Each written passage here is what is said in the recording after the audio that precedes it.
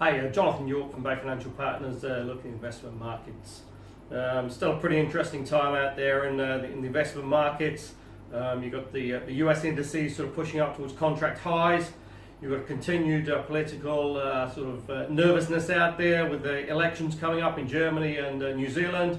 You also got a little bit of geopolitical pressures out there, and obviously tensions with the US and North Korea. Well, really North Korea against the rest of the world. So really very interesting times, and it'll just be interesting to see how it sort of plays through.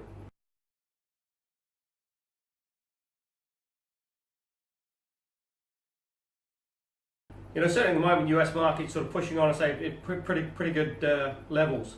Most of the indices are sort of setting contract highs, and just going to be interesting now to see what the Fed comes up with, whether there will actually be any announcement on the sort of starting to reduce the balance sheet, or as some analysts are calling it now, quantitative tightening. We've had the quantitative easing, now we're looking at quantitative tightening.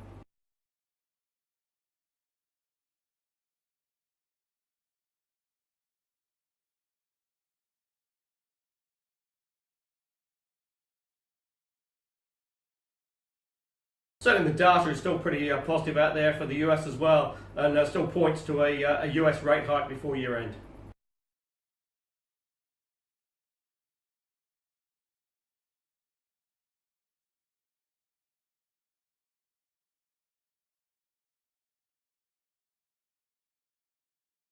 One sort of interesting thing really has been a little bit of weakness in the US dollar, and that's sort of maybe sort of playing through and just sort of helping US exports out there, which although the administration won't come out and say that they're happy with, is obviously beneficial for the US.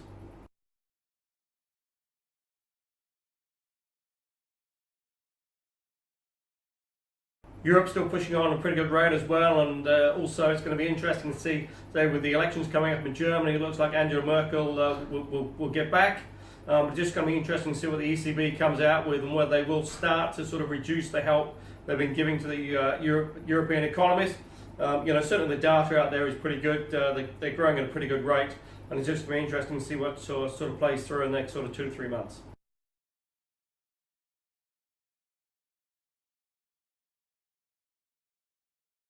Certainly on the face of it at the moment, the European economies, can sustain a little bit of reduction in that help from the ECB.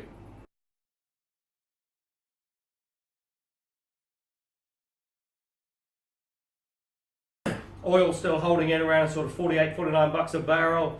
It's interesting, really with the sort of hurricane issues going forward, oil didn't really spike, which was sort of maybe an indication that the amount of supply coming through in the market is enough to meet demand.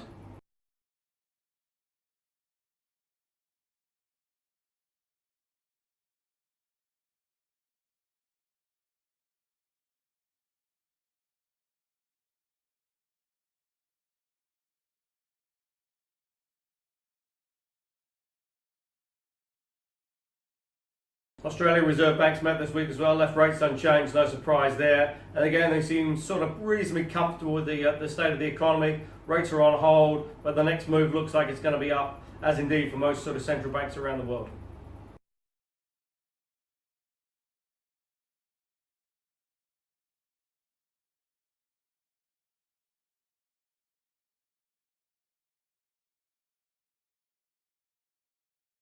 The really big mover, certainly on the currency markets this week, has been the British pound.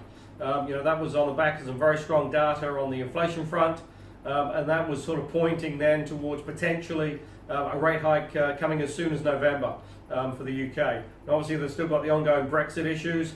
They've just managed to pass that sort of Brexit bill going through Parliament, and it's just going to be interesting now to see how it sort of plays through in terms of negotiations.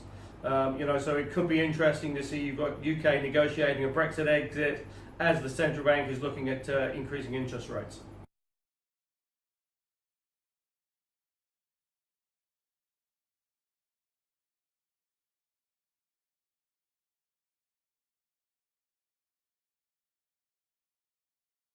Finally, here in New Zealand, we've got the election here on Saturday. Again, sort of really very close to call at the moment.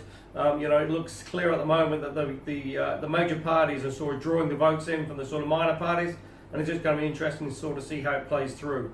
Whether the minor parties get enough to get over that sort of 5% threshold, and therefore get some seats in Parliament.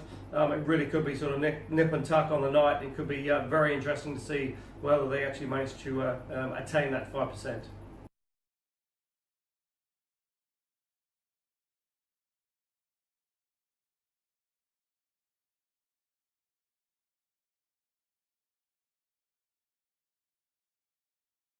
Levy's dairy options were just slightly positive, just small up on the prices.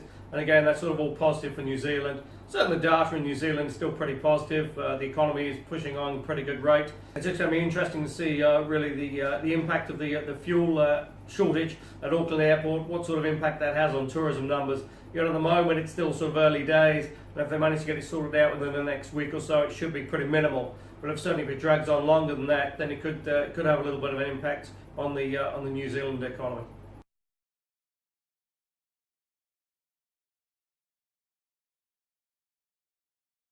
So if you are looking for income options, they call us on 0800 867 323 or go to the website www.bayfinancialpartners.co.nz for lots of interesting articles, and we look forward to speaking to you soon.